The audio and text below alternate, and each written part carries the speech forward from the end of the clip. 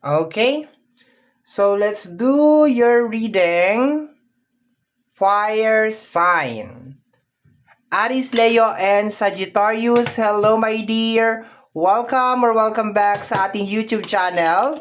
My name is RJ, your tarot card reader. At ang gagawin po natin ngayon is yung ating daily reading para po ito sa araw ng June 23, 2026. Titingnan po natin kung ano mga eksena, kaganapan at kung ano-ano pa na maaari mong makasalubong sa araw na ito. Pero bago po tayo mag-proceed, bago po tayo magpatuloy sa ating reading, hayaan nyo po muna na kunin ko itong pagkakataon na ito na magpasalamat. Maraming salamat po sa ating mga abangers, sa mga walang sawang naghihintay at nag-aabang ng kanilang mga readings. Thank you very much. Gusto ko rin pong kunin itong pagkakataon na ito na magpasalamat sa ating mga bagong subscribers. Hello my dear, welcome po sa ating channel. I hope po na mag-enjoy po kayo dito at mahanap nyo po sana dito sa ating channel kung ano man po yung inyong hinahanap. Okay? Sa mga interested po sa ating private reading, nasa description box down below yung mga details, information na kinakailangan mo para po makontak ang inyong lingkod. Fire sign.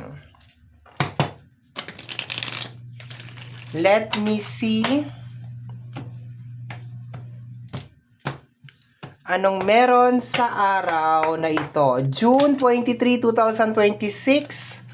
Fire sign. Okay, ano to? Dalawa. Ayan. Kunin na natin. We have here, sabayin natin. 1, 2, 3. Charan! Okay. The Queen of Wands and the Eight of Swords. Okay. Umpisahan natin sa basic. Gusto mong makaalis sa Eight of Swords. So, ano ba tong sitwasyon ng Eight of Swords? Possible na trap card sa isipan mo, which is pag-overthink ng mga problema at kung ano-ano, or environment. Pwedeng nasa labas or pwedeng nasa loob, my dear. Sa combination ng dalawang card na ito. Okay? So, possible na mayroong mga distraction outside, mga toxic na tao, negative na energy, kung ano-ano, okay? Maingay na surroundings, maingay na environment, pollution, basura, lahat-lahat na. Okay? Lahat ng negative at toxic pwedeng mangyari dyan pagdating sa labas. Paano naman po pagdating sa loob? Okay. So, this is energy of sword connected sa mind. So, yung pag-overthink. Okay, pag-overthink ng mga bagay-bagay kahit hindi pa nangyayari. Okay? Possible din na epekto din nung pagkakaroon ng toxic na environment kung bakit ka nag-overthink. Kasi madalas yung mga tao na nakapaikot sa'yo o nakapaligid sa'yo, nagre-release sila ng negative na energy na ini-entertain mo naman na posibleng nagtitrigger kung bakit ka nag-overthink. Okay? In short, minamanipulate ka nila or kinokontrol ka nila secretly. Okay? And gusto mong makaalis sa ganitong sitwasyon sa energy ng Queen of Wands. Okay? Mayroong dark side si Queen of Wands, okay? Possible na meron mga tao may din na hindi nagugustuhan yung pagiging Queen of Wands mo. And it is not hindi po ito nakadepende kung nanunood ka ngayon na lalaki o babae. Kasi wala naman talagang specific talagang gender ang ating tarot, okay? Ang ating card. So, you can be a male or a female na merong aura or character ni Queen of Wands. And maganda si Queen of Wands, my dear. Okay, like moving forward, gagawin kung ano yung gusto niyang gawin, unstoppable na energy, pero marami ang nai-intimidate kay Queen of Wands. Ibig sabihin, marami ang nabubwisit at nai-insecure kay Queen of Wands. So, there's a tendency, my dear, kung you are surrounded with toxic people na nagre-release, my dear, ng negative energy and naaapektuhan ka, ang pinaka-reason lang, my dear, kung bakit nila ginagawa yon is nai-intimidate sila sa'yo or hindi nila nagugustuhan ang present mo. Masyado kang malakas para sa kanila. At pag masyado nag-i-stand out ang energy ng isang tao sa crowd, ang tendency na gawin ng mga low vibrational energy is hilahin siya pababa. Kasi masyadong malakas yung kanyang energy o yung kanyang aura. Kaya mapapansin mo, my dear, merong certain group or certain crowd or certain na lugar na parang pag alis mo doon, drain na drain ka. Ibig sabihin, most majority ng mga tao doon ay hindi ka talaga gusto. Pero pag umalis ka dun sa lugar na yon at masaya ka pa rin, okay pa rin yung energy mo, nasa tamang lugar ka. Pero pag umalis ka doon na super drain ka, nasa maling lugar ka. Okay? Kahit hindi group, kahit dalawa lang kayo, pagkatapos mong kausapin yung tao na yan at nakaramdam ka ng certain na pagkapagod, sakit ng ulo, sakit ng katawan at kung ano-ano pa, na-drain ka ng tao na yan. Kaya it's very important, my dear, na iproprotektahan mo yung energy mo. Okay? Kasi minsan hindi naman tayo makakaalis basta-basta. Paano sa workplace? 'Di ba sa trabaho? Alam mo, mag-resign ka, 'di ba? So sometimes you just need to practice na protektahan yung energy mo. And may mga guru, may mga teachers, may mga kung sino-sino, mayroon mga YouTube video, my dear, na nagtuturo, my dear, kung paano mo protektahan yung energy mo from these people. Kasi minsan, hindi talaga tayo makakaalis. Kasi, trabaho natin yan. Nasa workplace tayo, di ba? And yun talagang pinaka-agenda nila, my dear. Kung ini-intimidate ka ng ini-intimidate, yun talagang pinaka-gusto nila, my dear. Yung umalis ka dyan, yung itigil mo kung ano yung ginagawa mo, kaya kanila ini-intimidate. Remember, nai-intimidate sila sa'yo o na-overpower sila ng energy mo. So, pag tinigil mo yung ginagawa mo, magbibigay yun, my dear, sa kanila ng certain na pakiramdam or certain na satisfaction, my dear, na nanalo sila. Okay, nagkakaintindihan po ba? Okay, so let's go na tayo, my dear.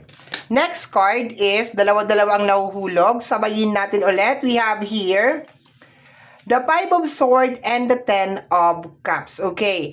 For some of you, possible na hindi to iba sa inyo. Kasi ang 10 of Cups is connected sa energy ng family and relationship. Okay. Baka nararamdaman mo sa araw na ito na maski marami naman kayo, like may mga tao sa paligid mo, my dear, mag-isa ka na nagto-troubleshoot or nag-aayos na mga certain na problem. At kahit na sabihin mo na you are busy na ayusin yung isang problema o solusyonan yung isang sitwasyon, yung pagpasok ng negative na energy is tuloy-tuloy pa rin. Na para bang hindi sila aware na meron kang pinagdadaanan as of this moment. Posible na hindi sila aware. Okay. So, magiging aware lang sila pag sumabog ka na. And pag sumabog ka, ikaw pa rin yung lalabas na masama kasi sabihin, nagmamaldita ka or nagmamaldito ka. But so far, let us just focus with the energy. Ang energy na nilalabas ng card natin ngayon is more on sa kabila ng, sabihin natin, pagkairita mo sa isang sitwasyon na parang gusto mo matapos at gusto mo makaalis, tuloy pa rin, my dear, ang pagpasok ng negative energy. And kahit na sabihin mo na meron namang kayang gawin yung isang tao o yung isang energy, my dear, para matulungan ka na gumaan man lang yung iyong pinagdadaanan, is sad to say, parang wala siyang ginagawa. And yun siguro yung nagdudulot ng pakiramdam sa iyo, my dear, na parang gusto mo na lang mag-evaporate at gusto mo na lang mawala sa ibabaw ng mundo. Ganon. No? Kung pwede ka lang sumakay ng spaceship and then, shoo! Bye-bye! Ganon. Okay, so let's go tayo, my dear. Next card. Fire sign, Aries, Leo, and Sagittarius. Once again, reading mo ito para sa araw ng June 23, 2026, we have here the Magician. Okay, hindi ko gusto pag nagtabi si Ten of Cups at saka si Magician kasi definitely parang merong nagsisinungaling o niloloko ka. Okay, parang pinapaikot-ikot ka lang, parang ginagawa kang chewing gum, ganon. Pero nararamdaman mo, nakukutuban mo siya may ngayong araw na to na, teka lang, parang may something off. Okay. So, tingnan natin. We have here the energy of the Page of Cups. Parang pinaglalaruan yung emotion mo, my dear. Yun ang nakukuha ko. So, expected mo, my dear, na baka nga talaga nasa toxic environment ka talaga, my dear, no? Protektahan mo yung energy mo. Malamang marami na magtatanong, my dear, sa baba kung paano mo protektahan, kagaya pag nagre-reading ako na may kinalaman sa mga witchcraft or something, marami nagtatanong kung paano nila kokontrahin, paano nila protektahan. My dear, wala kasi ako sa lugar. Wala pa ako sa lugar para mag-share ng kahit anong kaalaman ko para dito.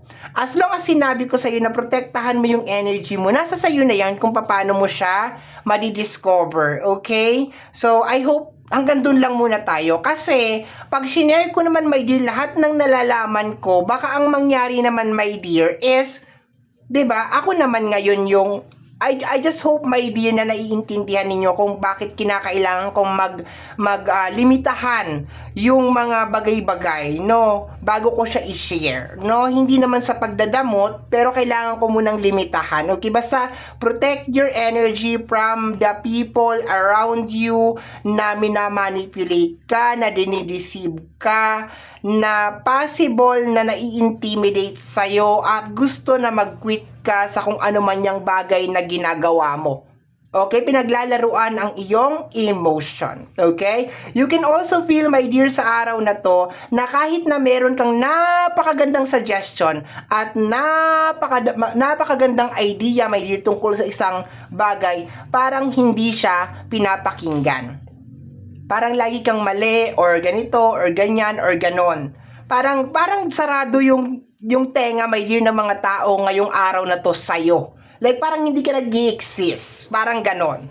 No? So, nagiging insensitive ang mga tao, my dear, sa araw na ito pagdating sa'yo. Kaya parang ang gusto mo na lang mangyari ay pluk, evaporate. No, gusto mo na lang mag-evaporate, mawala, okay? Or makaalis na dyan sa kung saan man yan.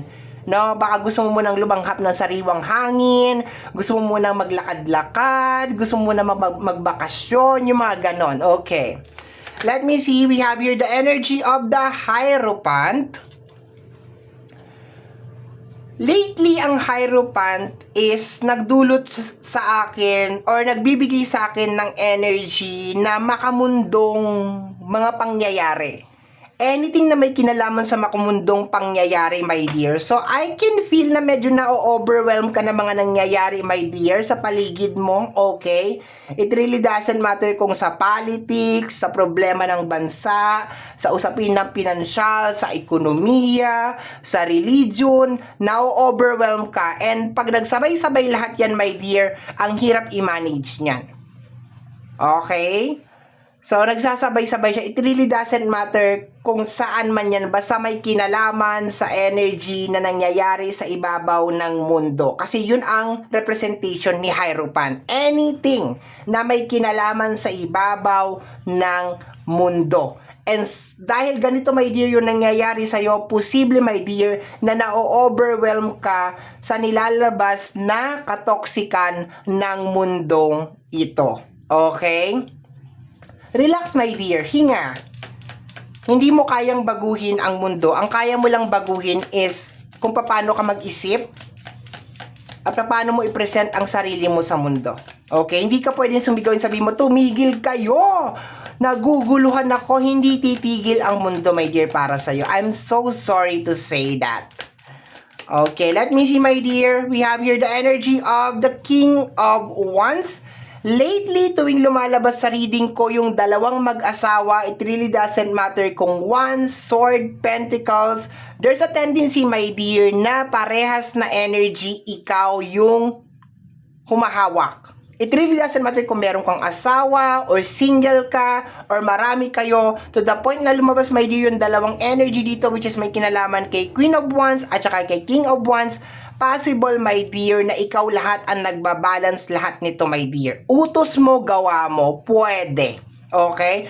Kunin mo nga to, mamaya ikaw pa rin ang gagawa. Eto nga ganito, ganyan, ganon. Or, kung meron ka man sasabihin, kinakailangan mo muna ng evidence or kinakailangan mong patunayan bago ka suportahan ng mga tao sa paligid mo, which is medyo nakaka-frustrate yun, my dear, lalo na kung ang pag-uusapan natin is yung kailangan mong patunayan sa ibang tao na tama yung sinasabi mo bago kanila suportahan. And alam ko yung pakiramdam na yon, kaya nga madalas kong sinasabi, my dear fire sign, na dapat you don't ask or you don't wait for any approval ng ibang tao pagdating sa buhay mo. Kasi buhay mo yan. You can ask for suggestion, opinion, pero at the end of the day, after mo mag-gather lahat ng opinion and suggestion, ikaw at ikaw pa rin talaga, my dear,